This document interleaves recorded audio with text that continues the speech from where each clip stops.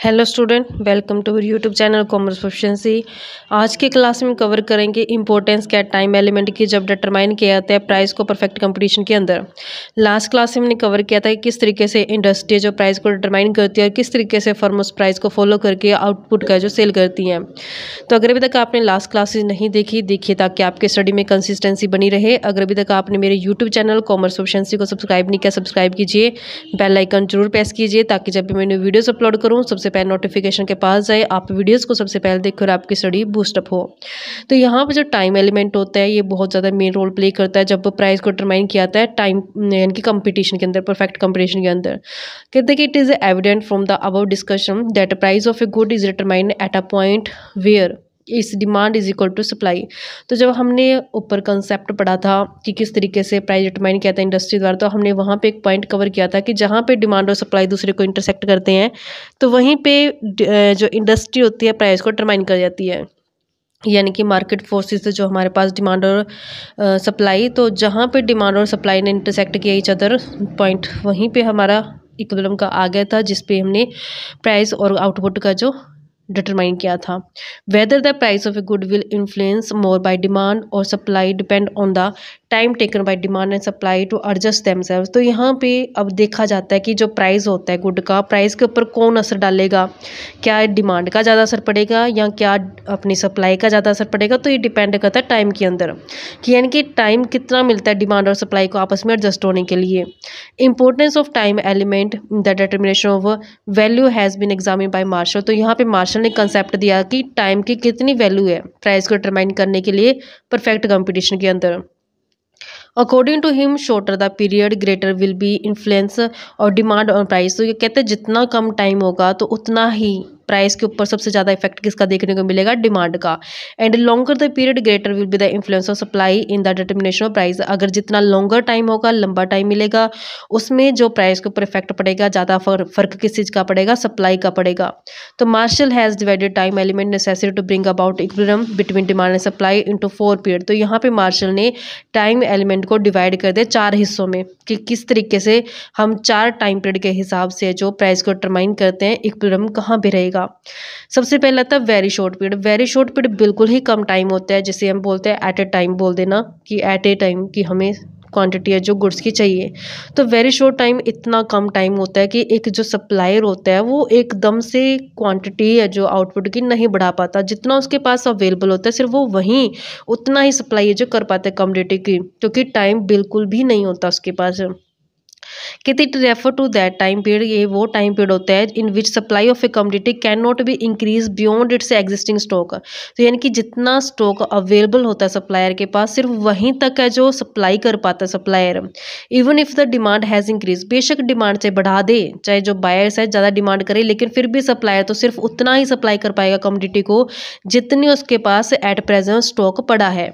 In other words very short period is that period, यानी कि very short period इतना छोटा टाइम पीरियड होता है जहाँ पे सप्लाई क्या होती है, फिक्स होती है, क्योंकि जितना स्टॉक है उतनी ही सप्लाई हो पाएगी। तो यहाँ पे सप्लाई के अंदर कोई चेंज नहीं कर पाता सप्लायर, जिस कारण से सप्लाई क्या होती है, फिक्स हो जाती है। The firm does not have time to increase its stock. यहाँ पे फर्म के पास बिल्कुल भी टाइम नहीं होता कि स्टॉक को बढ़ाया जाए। जैसे सपोज करते एग्जाम्पल दिया गया यहाँ पे कि कॉलेज कैंटीन है, कॉलेज कैंटीन के अंदर 100 रसगुल्ले का स्टॉक होता है 10 बजे तक, यानी कि जब 10 बजे तक 100 रसगुल्ले जो कैंटीन के अंदर अवेलेबल हो जाते हैं। अगर मान लो कि 200 रसगुल्ले की डिमांड की गई है स्टूडेंट द्वारा 11 बजे, यानी कि 10 बजे तक तो 100 रसगुल्ले बन जाते हैं।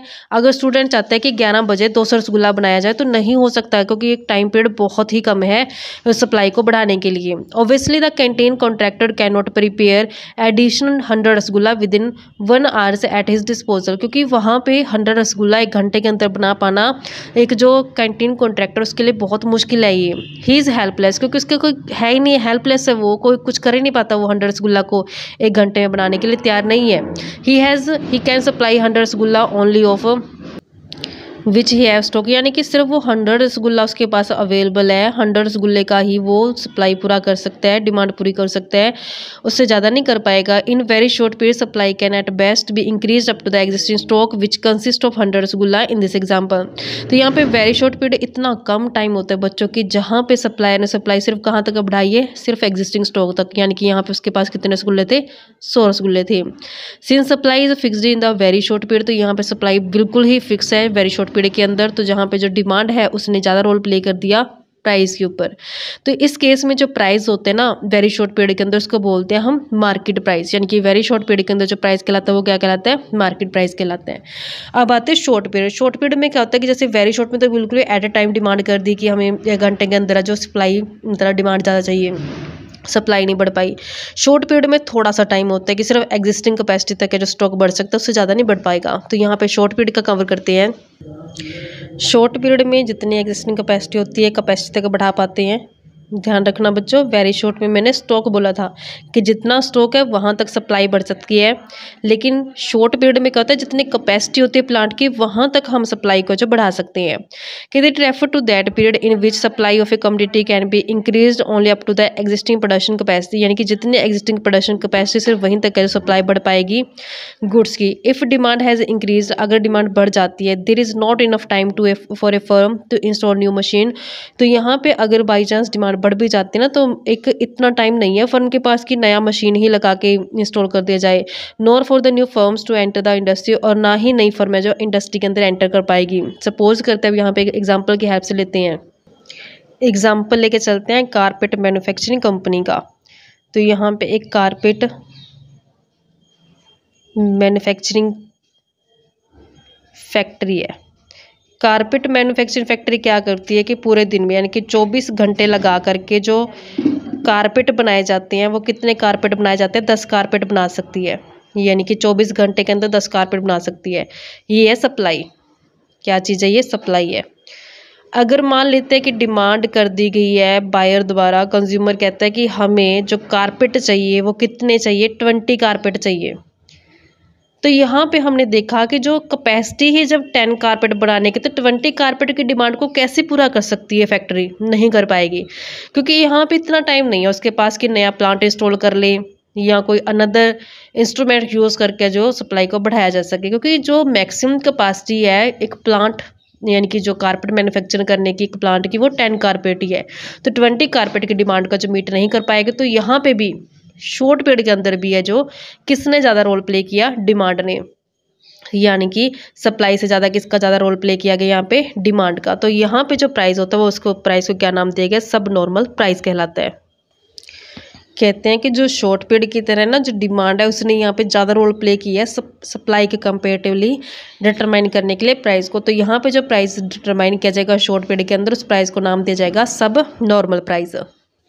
नेक्स्ट आता है लॉन्ग पीरियड। लॉन्ग पीरियड इतना इनफ टाइम होता है कि आसानी से जो डिमांड सप्लाई एडजस्ट की जा सकती है, यानी कि डिमांड के बढ़ जाने से सप्लाई को जो आसानी से बढ़ाया जा सकता है। नई प्लांट मशीन इंस्टॉल करके नई फर्में एंटर कर जाएंगी इंडस्ट्री के अंदर, तो यहाँ पे इजीली क्या कर सकती है, इनफ टाइम के अंदर एक फर्म आउटपुट के लेवल को बढ़ा सकती है, यानी कि सप्लाई को जो बढ़ा सकती है। लॉन्ग पीरियड कहते हैं refer to that time period, ये वो टाइम पीरियड होता है जहाँ पे सप्लाई कमोडिटी को बढ़ाई जा सकती है या कम की जा सकती है जैसे ही डिमांड चेंज की जाती है, यानी कि डिमांड के चेंज होने से सप्लाई को बढ़ाया या कम किया जा सकता है। यानी कि अगर डिमांड बढ़ जाती है तो वैसे सप्लाई को बढ़ा दिया जाएगा। कैसे सप्लाई बढ़ाई जाएगी, नई मशीनों का इंस्टॉल करके और नई फर्में जो एंटर कर जाएंगे इंडस्ट्री के अंदर। इसके अपोजिट अगर बात की जाए, अगर डिमांड कम हो गई है तो यहाँ पे कुछ फर्में क्या करेंगे, अपने प्रोडक्शन को रोक देंगी, डिसकंटिन्यू कर देंगी। तो यहाँ पे जो प्राइस है लॉन्ग पीरियड के अंदर वो ज़्यादा इंफ्लुएंस किससे है, सप्लाई से, यानी कि सप्लाई का ज़्यादा रोल प्ले किया गया यहाँ पे डिमांड के कंपेरेटिवली। तो price that comes to prevail in the long period is called normal price. तो यहाँ पे जो प्राइस कहलाएगा वो कौन सा प्राइस कहलाएगा, नॉर्मल प्राइस कहलाएगा। यानी कि यहाँ पे जो रोल प्ले किस चीज़ का किया गया, सप्लाई का किया गया, यानी कि डिमांड से ज़्यादा इफेक्ट किसने डाला है, सप्लाई ने, क्योंकि सप्लाई है जो इजीली चेंज कर पा रहे हैं हम अकॉर्डिंग टू डिमांड। तो इसका आंसर यहाँ पे जो प्राइस क्या कहलाता है, नॉर्मल प्राइस कहलाता है। नेक्स्ट आते हैं long, very long period. Very long इतना हद से ज़्यादा लंबा टाइम पीरियड होता है कि जहाँ पे पॉपुलेशन का साइज चेंज हो जाता है, कंज्यूमर की टेस्ट हैबिट्स चेंज हो जाती हैं, तो यहाँ पे बहुत ही इनफ टाइम होता है। कहते हैं it refer to that time period in which basic changes can affected both in demand and supply. तो यहाँ पे दोनों में चेंज किया जाता है, डिमांड के बीच में भी और सप्लाई के बीच में भी। जो डिमांड होती है इन्फ्लुएंस होती है इसके चेंज इन पॉपुलेशन, यानी कि डिमांड के ऊपर असर पड़ता है पॉपुलेशन के साइज का चेंज होने से। ऐसे टेस्ट और जो हैबिट होते हैं कंज्यूमर की चेंज हो जाती है। जो सप्लाई होती है वो इन्फ्लुएंस होते हैं change in the technique of production, यानी कि सप्लाई के ऊपर इफेक्ट किस चीज़ का पड़ता है, टेक्निक का जो प्रोडक्शन की वो चेंज हो गई है। नई नई इन्वेंशंस आ गई है मार्केट के अंदर। वेरी लॉन्ग पीरियड जो प्राइस होता है उसको हम सेकुलर प्राइस बोलते हैं।